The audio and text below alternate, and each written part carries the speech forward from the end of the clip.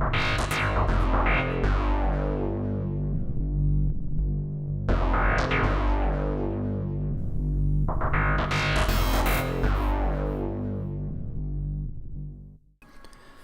everybody, this is Dead Winter Dead with another Battlefield 4 video for you. Today we're taking a look at two different things. One is a quick overview of the RPK-12, which is an LMG associated with the support class. Excellent weapon, as you can see, cool looking weapon. And in the middle of this, I will also be showcasing some gameplay on Operation Locker. Now, this was a small match. I think it was, it might have been 8v8, maybe 6v6. It was the entire map. It was a full map, but it was still a really fun, it was a fun round. It wasn't your typical, you know, grenade spam everywhere. It was a little more tactical because the place was just kind of this empty, you know, ghost town, and every once in a while you would run into somebody and they were, you know, really one-on-one, maybe one-on-two engagements. And as we go through this footage, I'm going to show you what I'm thinking, what I may have done wrong, what I may have done right. Just to, I don't know, just to kind of get a better look at my play style. And maybe you can take some of these things away and say, hey, that was done pretty well, I should try that. Or down in the comments below, say, hey, you know, you kind of screwed that up. Maybe you should have done this, or you should have done that. Because remember, the goal of this channel is for all of us to get better at the game. Here I'm in the generator room area, the E flag of Op Locker, and I see somebody behind that pillar. So what I'm going to do is I chuck a grenade, and he flinches a little bit out from behind the pillar, and I'm able to kind of flush him out, put some rounds down range, and put him down while we continue to take this flag. Now that's something that you can use. Remember that grenades, even though their primary use is to destroy enemy assets as well as kill enemy infantry, you can also use them to flush people out of hiding.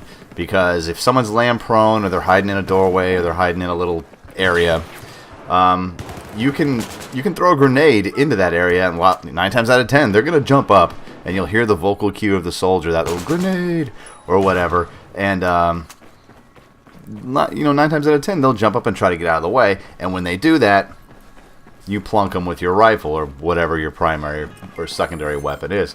It's a useful tool for doing that because people have a chance to get away from a grenade because they see that indicator and the vocal cue of their character. The character starts to panic. So you can use that to your advantage. So remember to listen and use grenades for flushing people out. Here, I do it again. I throw that grenade, I get the vocal cue from the enemy soldiers so I know that he's coming. It gives me the leg up. Remember to listen to the vocal cues and listen to the sounds on the battlefield. A good set of headphones will really help you with that too. If you if you're just using regular computer speakers, get yourself a nice set of headphones. They don't have to be expensive, but a nice set of closed ear headphones can really bring out the sounds of the battlefield. And in that situation, those guys just kept coming down the firing lane, and I was able to hose them down. Basically, got 3 or 4 kills in that. Now this RPK-12, it's a neat weapon. It's kind of a cool weapon. I like the look of it. I've got a suppressor on it, a coyote sight, a 2x magnifier, and a stubby grip. Now in Op Locker, I tend to play. We'll backtrack a little bit. I tend to play a lot of large conquest. I enjoy conquest. I don't really enjoy the meat grinder stuff too much. Every once in a while, I'll play, the kind of meat grinder maps, but that's not what I typically stick to. I like the, I'm really enjoying the China Rising maps, all the big, large maps, so I'm having fun with that. So my point with that rambling was that I generally have my weapons set up for longer range engagements, and when I spawned in, I just completely forgot to switch anything up. I just grabbed the RPK-12 and went a-running. So, like I said, I've got the 2x magnifier on here. What I probably should have done was swap it out for a laser sight, just in case I had to do some, surprise peekaboo around the corner hip firing. But I didn't. But that's what I would recommend. That would be my recommended loadout on this. Suppressor, obviously, because it keeps you off the mini-map. It keeps everybody guessing as to where you are. And the coyote sight's just a good sight, but you can really use any of the one-time sight, the hollow sight, the reflex sight, what's the other one, the Cobra sight. Any of those would be fine. On a map like this, I wouldn't recommend any kind of magnification on your sight, just because you're not really going to be in too many situations, except for perhaps that outside snow lane, where you're going to really make use of that additional magnification. Now, I will sometimes make use of the 2x sight on Op Locker in situations where it's it's a 64 player mode and it's just a meat grinder, and you're stuck on a stalemate somewhere at between a group of flags, and I use it to kind of peek corners, and it gives me because there's so many snipers peeking corners, with their doing their little sniper thing, headshotting everybody, and so many assault rifles just hosing down bad guys all over the place. It gives me a little bit of an advantage because I'm able to peek and see minute movements from a distance, especially like maybe the shoulder or the leg or knee of an enemy soldier trying to like pillar behind a wall or one of these large concrete pillars. That really helps me. But for this particular gameplay, I should have switched it out for a laser sight. So, and I'm not sure what happened to that guy. He ran up to me. I think he thought I was a friendly. But as you can see, I'm dropping ammo. Remember that if you're a support player, drop ammo, drop ammo, drop ammo. Here we're trying to clear out these guys on the upper story. I'm not quite sure where they are because they're not pinging on the mini map really. So we're just kind of giving a just kind of just those the Hail Mary grenade, hoping that it hits something. Now at this point, I think in this point in the game, I think I was maybe like 6-0, maybe 7-0.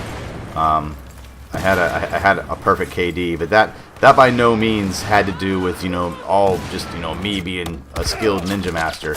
That had a lot to do with the fact that my teammates were rezzing me. My teammates were giving me good rezzes. They were they were helping me out. This right here, this kind of had me stumped because I died here and I went to the deployment screen. And this happens every once in a while in some servers. I got killed by an enemy, I went to a deployment screen, but for some reason that kill didn't count. And I'm not sure why. But either way, it doesn't matter. Right here, I like to put claymores kind of in the entrance and or exit areas of those snowy that snowy lane, because your vision gets blurred when you enter and exit that area. So you can't, and as you can see right there, picked up the claymore kill because he probably was coming in or out of that area and was unable to see the claymore. So what I did was I moved into a corner, let the kill cam feed finish, or at least guess when it was going to finish, and then relocated to the opposite corner so that guy didn't come and try to hunt me down. Although he does seem to know where I am right here. I believe that guy ends up getting the kill on me. He ran down that hallway, so I threw a grenade. Not quite sure where he was going. I figured that he was headed for this little doorway on the left, but I was too aggressive. I charged in, and boom, down I go. He got me with that AK-12. So that was a really good kill on his part, because I was too aggressive, and I think he saw me come around that corner, just trying to Rambo it. So that's one of those instances where I should have slowed down, and I should have waited for him to come to me. Here the enemy actually put down a spawn beacon, it's pretty smart to use spawn beacons in areas like this, because if your spawn beacon is inside, like an enclosed structure, then you don't have to do the whole, parachute of death thing. It just seems like, if you spawn on someone's spawn beacon and it's, and it's on a big outside map, you got to parachute in, and the enemy can see you for miles because you're this giant parachute falling out of the sky. So if you can place your spawn beacons inside a building, and not just here on Op Locker, but on any map, place it inside a building so that when your friendlies spawn using your spawn beacon, they spawn right on the ground. They may be kind of in a hidden area that you can try to, maybe get kind of a back rage going or get some kind of ninja move going on the enemy team. Now here we had to make a choice. It was go back to E or move up to A and help A out. Now here is where patience pays off. I tried to play a little more methodical. I see on the mini-map, I heard a suppressed weapon, and I saw on the mini-map that one of my friendlies had died. You can see a little skull and crossbones there. So instead of just jumping over the railing right there and running right into that guy's line of fire, I knew that I could use that top area and have an advantage, look down on him. And here I do the exact same thing. I'll sit and wait in an area until I think the kill cam is over and then try to relocate. I throw a couple of grenades up there because I know that there's a spawn point up there and he may have spawned in and tried to do exactly what I was doing to him, using the high ground to his advantage. Here, coming up next, involving, as a matter of fact, that same little door to the left is where methodical, slow gameplay comes into account. And it's one of those things where I think both players, like we both see each other, but we both don't start firing immediately. We kind of wait for that opportune moment. See, I wait. I used the pillar, he used the doorway, but I was able to pull the kill out. Here, it was just a special grenade in case he had a buddy there with him. Let the blast go off, let the concussion hit anybody, and then charge in and clear the room. But in that instance, nobody was there. If it had been a higher ticket count, a higher player count, there probably would have been other players inside that area. Again, Claymore in the snowy lane so that the snow blindness confuses them as they're entering and or exiting the area, and they're not looking for Claymores, they step right on it. A lot of people put Claymores like around corners, like on right angles, or they put them like directly in the face of a doorway. Those are so obvious that 9 times out of 10 it's going to be completely useless. You put them somewhere where people aren't going to expect them. But also, don't just randomly throw them somewhere. Make sure that you actually use some tactical thought when you're placing them down. Make sure you know it's going to be a place where people are going to go, but not necessarily an area where people are going to be looking for claymores. That's how they're the most effective. There's a large part of the community that hate claymores because it's usually a one-hit kill unless you're using the flak jacket perk, and they're a little bit bugged in BF4 because you cannot sneak past them. You can't duck walk past them, and you can't crawl past them either. I believe they will kill you. Here, this is I thought that I had pinged on the mini-map for some reason. I thought someone had seen me. So I set up a little booby trap for them, expecting them to run into the jail cell after me. This is just complete aim fail right there. So I see him duck down in the second floor and throw a grenade after him, trying to, flush him out afterwards.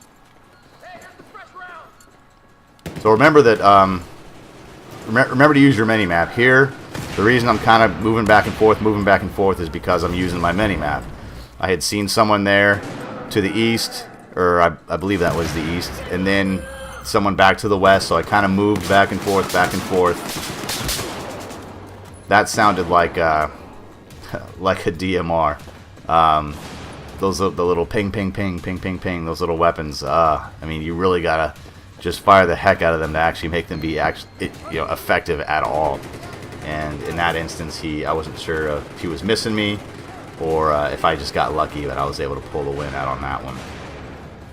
There, that last grenade you saw me throw, someone had ducked down that hallway. So again, I just threw a grenade on their tail and moved to try to cover this doorway to the right, as well as the jail cells. Here, someone could have had me because I look away. His red light was on me. He probably would have had me dead to rights if the game would have allowed him to pull the trigger. But saved by the bell. So I think, I don't know what my final tally was, but I think I went like 15-0 or something like that. And, it was a good round. I had fun. It was a little bit slower. I could play a little more methodical. And, it turned out to be a good round for me. So, start thinking a little more when you play, move a little bit slower, play a little more methodical, and try out the RPK 12. My name's Dead Winter Dead. Thanks for watching.